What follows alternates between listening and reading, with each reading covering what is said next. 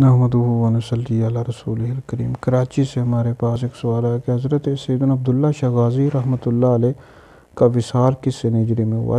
حضرت سیدنا عبداللہ شاہ غازی رحمۃ اللہ علیہ آپ حسنی حسینی سید ہیں۔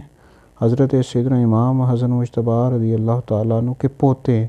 آپ کے والد کا نام سید محمد نفس زکیہ تھا اور آپ 98 ہجری میں مدینہ منورہ میں پیدا ہوئے اور آپ اہل بیت کے گھرانے سے تعلق رکھتے تھے اور بہت بڑی ہستی ہیں، علم حدیث میں بہت زیادہ ماہر تھے۔ آپ کی جو تعلیم و تربیت ہے مدینہ منورہ میں ہوئی ہے اور آپ سندھ میں داخل آنے والے پہلے بزرگ ہیں، سید بزرگ ہیں، سادات گھرانے سے تعلق رکھتے تھے اور 12 سال تک آپ سندھ میں اسلام کی تبلیغ کرتے رہے۔ بہت سینکڑوں لوگوں نے، ہزاروں لوگوں نے آپ کے ہاتھ پر اسلام قبول کیا ہے۔